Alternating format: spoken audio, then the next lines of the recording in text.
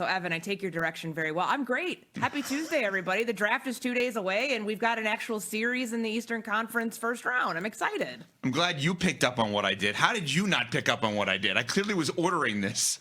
No? She didn't hear or see her. Oh, boy. All right. Next time I'll lock in. Yeah. What a game last night between the Knicks and the Hawks. I'll tell you something. I fell asleep, and I watched the second half back of the last part of it this morning. So I knew what happened. And I still was like energized by watching this, right? Because for us, it's a little bit late. I'm not going to lie to the audience. I did not see this live. And I'm watching back this morning. And I'm like, this is unbelievable because the Knicks were up 14 late in the game and the Hawks come back. They were down 100-92 with almost 5 minutes to go. And CJ McCollum went crazy. And every single possession, you know what they did, the Hawks? They went at Jaylen Brunson. Every single possession.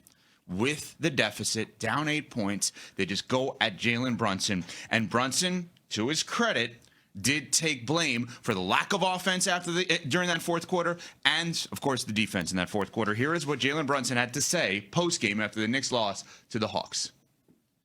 We were a little stagnant. Obviously, I can control what I can control. And so poor decision-making on my part. And a couple possessions, they played great defense, knocked the ball in my hands. We just we got to play better with the lead. That's twice in the fourth quarter now that we've done that. What was that first thing he said? I don't know which part you're referring to. The groan. It's like I wasn't sure if that was a word there or just exasperation from the way that this game ended. Well, I mean, again, that's what I'm telling you. I know the result, and I'm watching it back, and I'm like, this is insane what's happening here because they were up 8 points at home to go up 2-0 on the team. I have to remind everybody that in essence chose to play the Knicks. Because of the fact that they tanked that last game of the season against Miami, figuring it was going to be a three-way tie and that they would end up as the 5 seed to play the Cavs, which I'm not sure that would have been a good idea with the way the Cavs are playing right now. But I can't believe I'm saying this, but I have to. They got to take Jaylen Brunson out of the game with the lead late. If you have an 8-point lead with 4 minutes to go, he's got to be off the floor until the other team, in this case the Hawks, comes back. He can't play defense. Every single possession, they go at Jaylen Brunson. If he's guarding CJ McCollum has the ball. If he's guarding Nickeil Alexander-Walker, they run a high screen and they switch. Or don't switch. Don't switch him on the ball. He cannot play defense. He is an absolute star offensively. He is a complete class act. He is the kind of person you want as the face of the franchise. He has led the Knicks back from the dumps that they were in for years. But with an 8-point lead late in the game, every damn time, Smalls, they attacked him. But can they get where they want to go if the guy who's the face of all of this is a liability in that manner? Yeah, if he gets you a big enough lead late where you can put Alvarado in or another player in at that point to play defense, yeah, you can go there. I mean, I'm sorry. I know CJ was awesome. The idea that CJ McCollum is a villain now in New York is so funny to me because this is the nicest, sweetest guy you'll ever meet in professional sports. He's great. Playing the villain role ain't CJ McCollum. Kuminga 19 off the bench, too. He was awesome. Yeah. He was playing center. It's a good point because he was rebounding on Cat, and he got a few big rebounds late. He was critical in that game. Also. Yes, he was. I mean, Courtney, I'm not trying to attack Jaylen Brunson, but the Hawks were.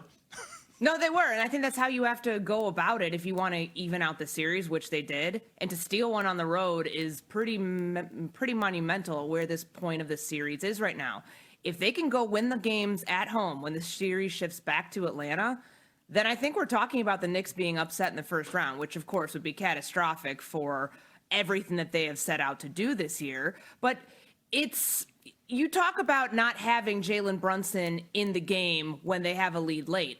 What about not having Jaylen Brunson and Karl Anthony Towns on the floor at the same time? I mean, there was a stretch of time where they were down by 7 when Mike Brown decided to take both of them out.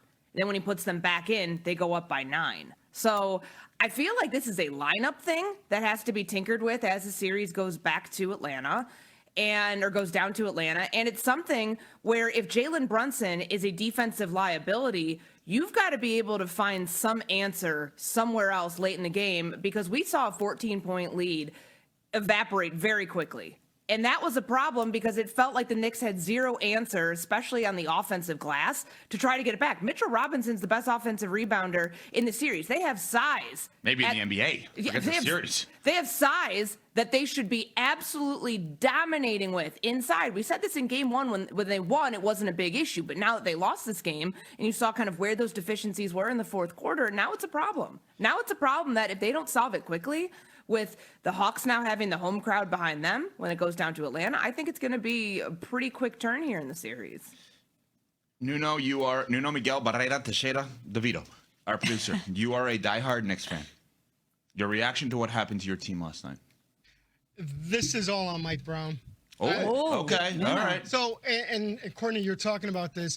Like, there was a lot of, he went to lineups that, like, have never played Weird lineup. like this year together. I think there was a lineup with, like, OG and Mikal Bridges and, like, two other guards that have never played together. I think they're minus 12 points when Brunson and Cat aren't off the court.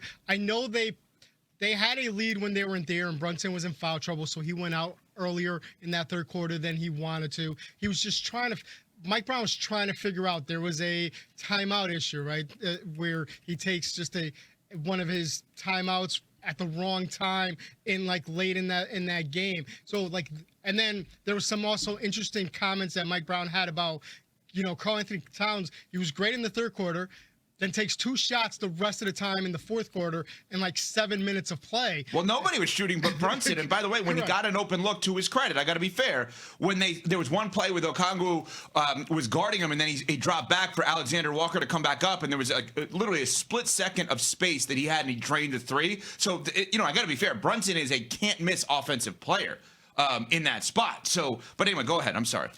No, and there was actually, there was comments after the game about, hey, how many times do I actually, Cat's a talented player, but how many times do I have to tell him that, like, he needs to be aggressive, like that type of thing. So Knick fans last night and this morning this is all on Mike Brown. Like, this is because he's an easy target, or because you think it really is? No, because he's made mistakes. Like, okay, all right. I mean, I'm just saying he is an easy target. Correct. Because he's the new guy. You fired Tibbs.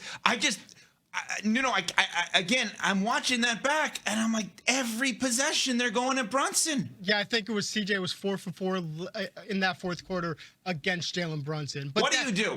You love Brunson, I'm sure. You and every Knick fan have every right to love him. This is a weird thing. When you're talking about a face of the franchise, regardless of the sport, regardless of the level, the suggestion of, hey, face of the franchise, guy who brought us back here, you, bench, introduce yourself. Like, that's a weird thing to say, but that's like, oh, hey, this great quarterback, take him out late. Like, I know it's not apples to apples, but the point is, I don't think he should be in the game with the lead late. How do you feel about that part, Nuno?